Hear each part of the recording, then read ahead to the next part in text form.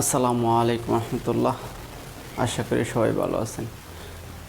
বাংলাদেশের ত্রয়োদশ জাতীয় সংসদ নির্বাচনের দিন যতই ঘনিয়ে আসতেছে ততই মানুষের মধ্যে উত্তেজনা, আশা আকাঙ্ক্ষা ততই বৃদ্ধি পাচ্ছে।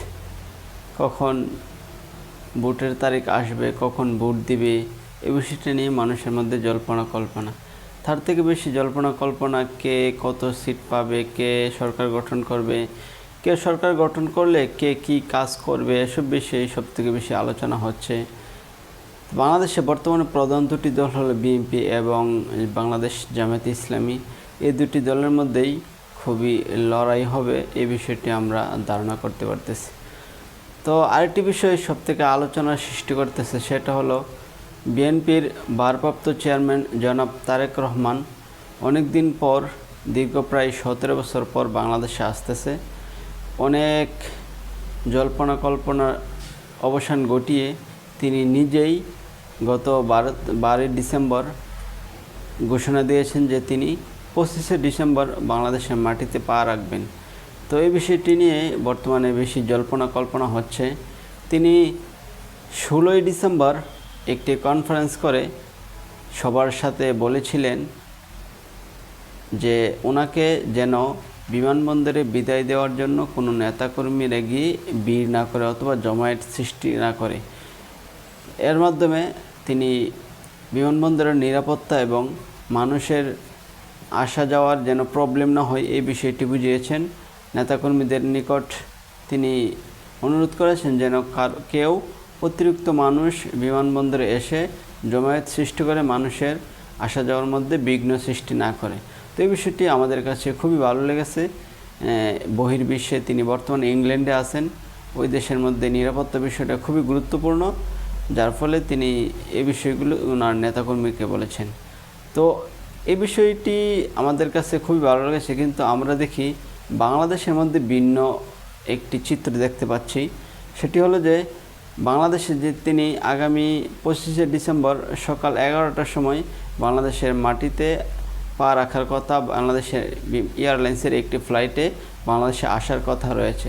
তো এই বিষয়টিকে কেন্দ্র করে আজকে দেখলাম বিজিএমই, বাংলাদেশের গার্মেন্টসের সবথেকে বড় যেই সংগঠন, ওই সংগঠন বিজিএমই, ওনারা একটি নোটিশ করে আজকে বলেছেন যে বিমানবন্দরের আশেপাশে উত্তরা, গাজীপুর, টঙ্গী, সাভার, আবদুল্লাপুর এই এলাকাগুলিতে যে গার্মেন্টসগুলি বা টেক্সটাইলগুলি রয়েছে সেগুলিতে ওনারা একটি চিঠির মাধ্যমে ওই জায়গার কোম্পানির, ওই কারখানার বা কোম্পানির মালিকদের কাছে বলেছেন যে 25 ডিসেম্বর যেন ওই দিন বন্ধ রাখে, এই দিনটি অন্য কোনো দিন সমন্বয় করে কাটিয়ে নেই।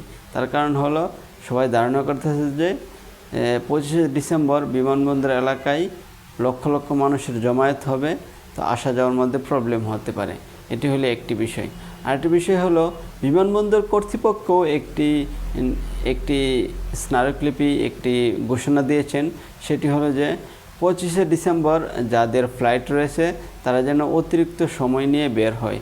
অর্থাৎ তারা বোঝাতে চাচ্ছে যে তারেক রহমান আসলে রাস্তাঘাটে যানজটের সৃষ্টি হবে, অনেক মানুষের জমায়েত হবে, মানুষের আসা যাওয়ার মধ্যে প্রবলেম হবে, অর্থাৎ মানুষের জনজীবনের মধ্যে একটি প্রভাব পড়বে, যার ফলে বিমানবন্দর কর্তৃপক্ষও ওই যারা বিদেশ আসা যাওয়া করবে তাদেরকে অতিরিক্ত সময় নিয়ে বিমানবন্দর আসার জন্য অনুরোধ করেছেন। তো এখানে দুটি বিষয় কেমন হয়ে গেল না? একটি হলো উনি ইংল্যান্ডে থাকা অবস্থায় ওনাকে যেন কোনো নেতাকর্মীরা, অর্থাৎ অতিরিক্ত নেতাকর্মীরা যেন বিমানবন্দরে এসে জমায়েত সৃষ্টি না করে, মানুষের আসা যাওয়ার মধ্যে বিঘ্নতা সৃষ্টি না হয় সেজন্য উনি নেতাকর্মীদেরকে আসতে বারণ করেছেন। অথচ বাংলাদেশের মধ্যে ভিন্ন চিত্র। বাংলাদেশের মধ্যে তারা লক্ষ লক্ষ মানুষের জমায়েত করিয়ে তারপর মানুষের জনজীবনে বিঘ্নতা সৃষ্টি করতে চাচ্ছে। এই বিষয়টি আপনারা কিভাবে দেখতেছেন আমি বুঝতে পারতেছি না। বিষয়টি আমি বুঝতেছি না তারা কোন চিন্তা ভাবনা করতেছে। উনি বাংলাদেশের একজন সম্মানিত ব্যক্তি, বাংলাদেশের একটি রাজনৈতিক দলের প্রধান, উনি অবশ্যই সম্মান পাওয়ার যোগ্যতা রাখে। তিনি দীর্ঘ 17 বছর পর বাংলাদেশে আসতেছে, ওনাকে সংবর্ধনা দেওয়া খুব দরকার।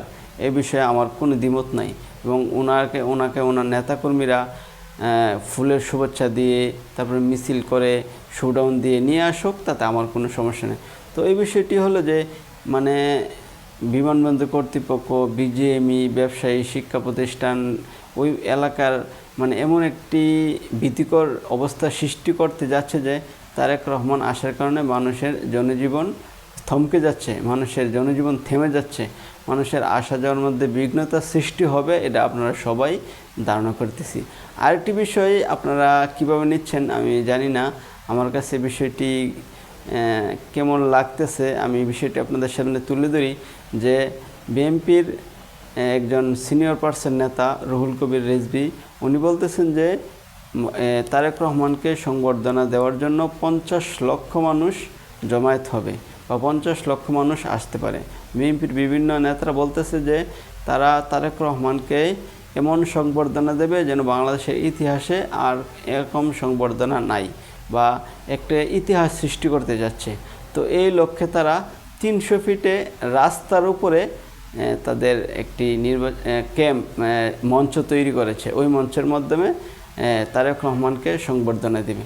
তো আমার প্রশ্ন হলো, ঢাকা শহরে সবথেকে বড় উদ্যান হলো জাতীয় উদ্যান, সোহরাওয়ার্দী উদ্যান, বিশাল জায়গা রয়েছে। তারপর সংসদ ভবনের দক্ষিণ প্লাজায় মানিক মিয়া এভিনিউতে বিশাল জায়গা রয়েছে, জিয়া উদ্যানে বিশাল জায়গা রয়েছে, গোলাপবাগে বিশাল মাঠ রয়েছে, দুপকুলার বিশাল বড় মাঠ রয়েছে। এসব মাঠে তারা এই সংবর্ধনাটা দিলে পারত, তাহলে মানুষের জনজীবনে বিঘ্নতার সৃষ্টি হতো না। তারা 300 ফিটে রাস্তার উপরে, আপনারা হয়তো অনেকেই দেখেছেন যে 300 ফিটে রাস্তার উপরে তারা বিশাল বড় একটি মঞ্চ তৈরি করেছে। অর্থাৎ তাহলে মানুষগুলো কোথায় বসবে বা কোথায় দাঁড়াবে? অবশ্যই রাস্তার উপরে। তো এখান দিয়ে এই 300 ফিটের আপনারা সবাই জানেন যে 4 লেনের রাস্তা, খুবই সুন্দর একটি রাস্তা, প্রতি মিনিটে শত শত গাড়ি আসা যাওয়া করে। তো এখানে যদি তারা জমায়েত করে সংবর্ধনা দেয়, তাহলে দুই পাশের গাড়ি তো আসতে পারবে না, তাহলে মানুষের জনজীবনে একটি বিঘ্নতা সৃষ্টি হচ্ছে। তো এর মাধ্যমে কি বিএনপির জনপ্রিয়তা বাড়ছে না কমছে আমি বুঝতেছি না।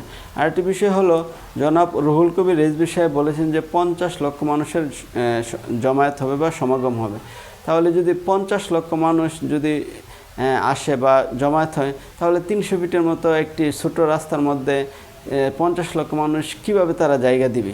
তো 50 লক্ষ মানুষ যদি তারা ধারণা করে আসবে, তাহলে টঙ্গী তুরাগ নদীর তীরে ইজতেমা মাঠ আছে, সেখানে যাক, সেখানে বিশাল বড় ময়দান, 50 লক্ষ না 1 কোটি মানুষ হলেও কোনো সমস্যা নেই। ওইখানে যদি করে তাহলে মানুষের জনজীবনে কোনো প্রবলেম হবে না।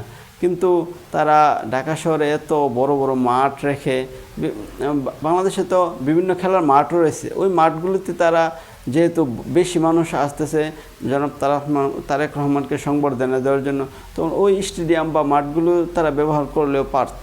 কিন্তু তারা কিভাবে, কোন বুদ্ধিতে তারা 300 ফিটের মতো একটি ব্যস্ততম রাস্তা তারা বেছে নিল, সেটা আমার বোধগম্য নয়। এর মাধ্যমে বিএনপির জনপ্রিয়তা কতটুকু বাড়বে সেটাও আমার বোধগম্য নয়। আর এর মাধ্যমে জনপ্রিয়তা কমবে কি না সেটাও আমি বুঝতে পারতেছি না। এই বিষয়টি আমার কাছে একটু খারাপ লেগেছে যে তারা বহির্বিশ্বে থাকলে নিরাপত্তার বিষয়ে এত চিন্তা ভাবনা করে, অথচ বাংলাদেশের মধ্যে একটি ঢাকা শহর হলো বিশ্বের সবথেকে ঘনীভূষিতপূর্ণ শহরগুলোর মধ্যে একটি। রাস্তাঘাটের মধ্যে প্রতি মিনিটে শত শত গাড়ি আসা যাওয়া করে। তো এখন এই রাস্তার মধ্যে যদি সভা সমাবেশ করে, তাহলে মানুষের আসা যাওয়ার পথে তো অবশ্যই সমস্যার সৃষ্টি হয়। আমাদের অফিসের অনেক গাড়ি এদিক দিয়ে আসে, তো তারা এইগুলি আসতে পারবে না। তারপর বিভিন্ন এক্সপোর্ট ইম্পোর্টের গাড়ি এই রাস্তা দিয়ে বিমানবন্দরে আসা যাওয়া করে, এইগুলিতে বিঘ্নতার সৃষ্টি হবে। তো বিএনপির হাইকমান্ড বা সিনিয়র পার্সন নেতারা ওই জায়গাটা কিভাবে চয়েস করলো সেটা আমি বুঝতেছি না।